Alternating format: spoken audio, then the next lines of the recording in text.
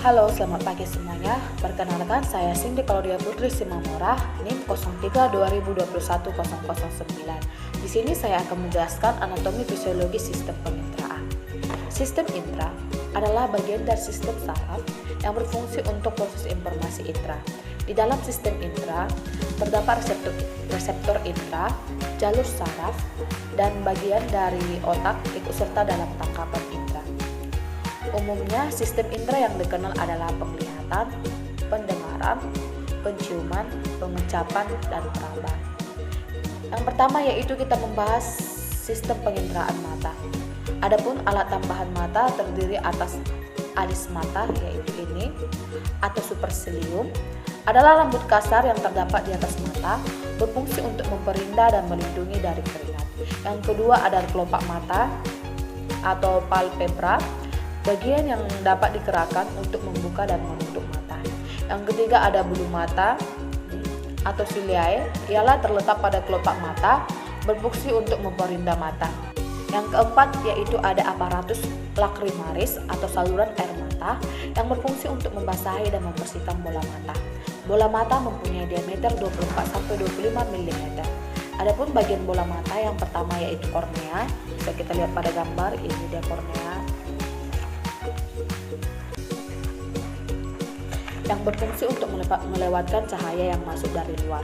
Kornea tersusun atas epitelium yang berfungsi menyerap nutrisi dan oksigen dari air mata untuk ke seluruh lapisan kornea. Yang kedua ada selaput pelangi atau iris. Itu ini. Bagian mata yang mengandung zat warna hitam, coklat, hijau, dan berfungsi untuk memberikan warna pada bola mata. Yang ketiga ada anak mata atau pupil, yaitu ini.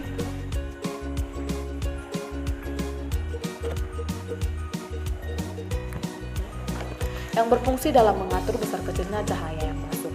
Yang keempat ada lensa mata, yaitu ini. Merupakan suatu kristal berfungsi untuk mengatur pembentukan cahaya. Yang kelima ada selaput keras atau sklera, yaitu ini.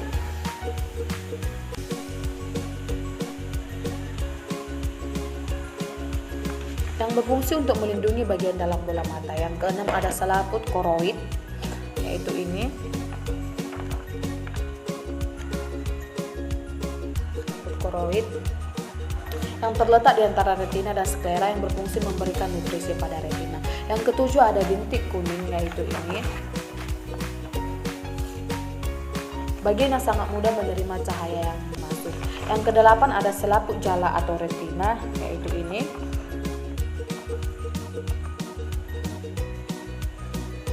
Yang berguna untuk menangkap bayangan. Di retina terdapat makula.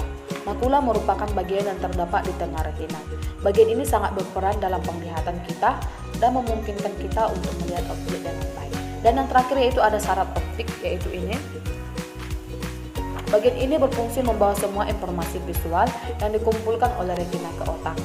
Selanjutnya kita masuk ke dalam mekanisme sistem mata atau penglihatan. Mata bekerja saat menerima cahaya. Pantulan cahaya dari suatu benda masuk melalui pupil, kemudian diteruskan ke dalam lensa mata.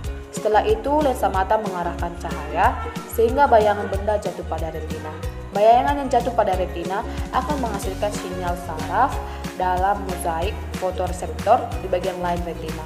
Selanjutnya retina mengirim ujung-ujung saraf retina menyampaikan bayangan benda tersebut ke otak. Selanjutnya otak mengolah bayangan tersebut sehingga benda tersebut dapat dilihat oleh mata. Baiklah, selanjutnya kita masuk ke penginderaan hidung atau penciuman. Tulang hidung tersusun atas tulang rawan. Adapun bagian-bagian hidung yaitu bagian hidung terdapat septum nasi, yaitu pembatas antara lubang hidung bagian kanan dan lubang hidung bagian kiri. Hidung terdiri dari tulang keras dan tulang kartilago. Di hidung terdapat dua bagian kartilago, yaitu cartilago nasolaterales dan cartilago alaris mayor. Yang kedua yaitu ada rongga hidung, yaitu ini, rongga hidung. Setelah melewati lubang hidung akan memasuki kapung nasi. Kapung nasi adalah rongga dalam anatomi hidung yang juga terdiri dari beberapa bagian. Yang pertama nasal vestibule. Bagian pertama yang akan dijumpai adalah nasal vestibule, yaitu ruangan yang terletak tepat di balik hidung bagian depan.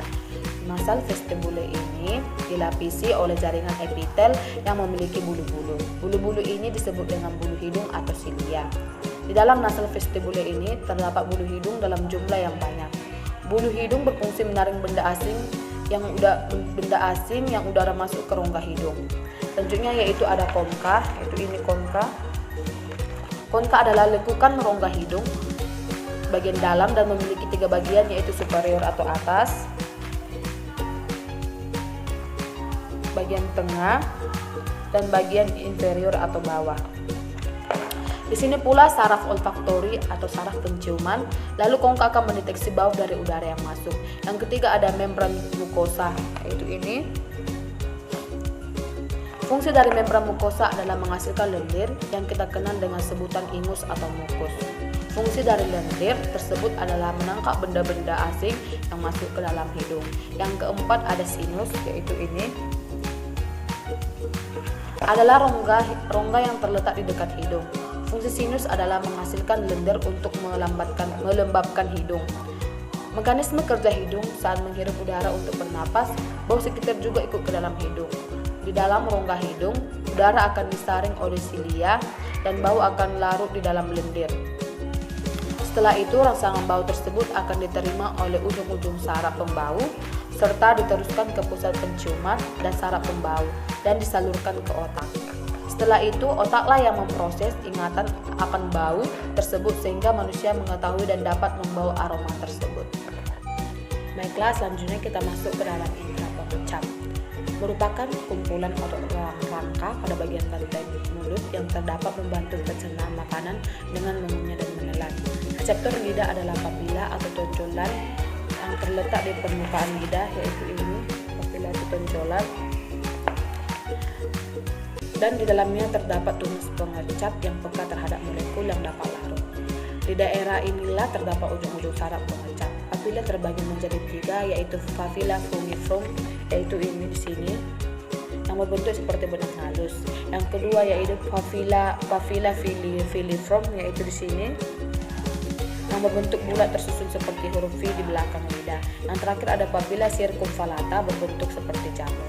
Penyebab munculnya rasa pada lidah yaitu rasa manis di sini disebabkan oleh zat kimia organik seperti glukosa dan asam amino. Rasa asin itu di sini yang disebabkan oleh ionisasi garam seperti natrium klorida. Yang ketiga rasa asam di sini yang disebabkan oleh ion H+, suatu zat yang seperti asam nitrat atau jeruk. Yang keempat ada rasa pahit yaitu di sini yang disebabkan oleh perubahan struktur zat kimia organik yang memiliki rasa pahit, juga disebabkan oleh suatu zat yang bersifat racun atau toksoid.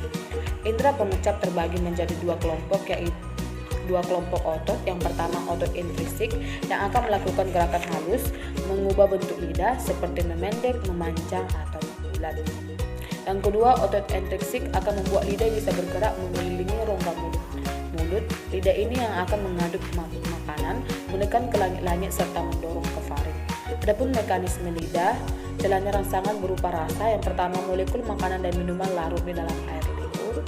Yang kedua rasa masuk ke tunas pengecap dan diterima sel-sel reseptor sesuai rasa yang dikenalnya. Reseptor mengirim impuls ke saraf fasial dan saraf akan diinterpretasikan menjadi rasa. Makanan atau minuman yang telah berupa larutan di dalam mulut akan merangsang ujung-ujung saraf pengecap. Setelah itu, rangsangan tersebut diteruskan ke pusat saraf pengecap di otak. Lalu otak menangkapi rangsangan tersebut sehingga manusia dapat merasakan rasa makanan atau minuman tersebut. Baiklah, selanjutnya kita masuk ke dalam indera telinga atau pendengaran. Telinga merupakan alat penerima gelombang suara atau gelombang udara. Kemudian gelombang ini diubah menjadi impuls dan diteruskan ke korteks pendengaran melalui saraf pendengaran. Telinga luar atau outer ear yaitu auricula concha helix. Telinga tengah atau middle ear, membran timpani. Membran timpani berbentuk tipis dan semi transparan yang memisahkan telinga luar dan dengan telinga tengah. Dalam membran timpani terdapat rantai tulang yang bergerak disebut ossicles, yaitu malleus atau margin. epitelisir, incus atau landasan, dan sanggurni atau stapes. Berfungsi mentransfer getaran yang berasal dari bintang telinga ke bagian dalam telinga. Yang pertama yaitu saluran Eustachius, yaitu ini. Saluran Eustachius yang menghubungkan telinga tengah dengan hulu kerongkongan dan hidung atau nasofaring, fungsinya untuk menyamakan tekanan udara dengan gerakan buka tutup telinga bagian dalam atau inner ear. Selanjutnya ada cochlea, yaitu ini cochlea. Pada cochlea ini terdapat organ korti yang berfungsi mengubah gelombang suara menjadi impuls saraf. Yang kedua ada vestibular yang merupakan bagian penghubung antara cochlea dan saluran semisirkular yang terdiri dari scapula dan utricula, yaitu sel rambut yang menjaga keseimbangan posisi kepala terhadap gaya gravitasi pada saat tubuh dalam keadaan diam. Yaitu ada semicircus atau saluran setengah lingkaran, yaitu ini saluran setengah lingkaran yang berfungsi untuk menentukan kesadaran posisi kepala saat terjadi gerakan rotasi atau memutar. Dalam membran timpani terdapat malleus atau martis, incus atau landasan, stapes atau sanggurni yang berfungsi mentransfer getaran yang berasal dari bintang telinga ke bagian dalam telinga. Adapun mekanisme telinga, yaitu pertama, suara dapat masuk ke dalam telinga melalui udara. Suara tersebut terlebih dahulu ditangkap oleh daun telinga, yaitu ini daun telinga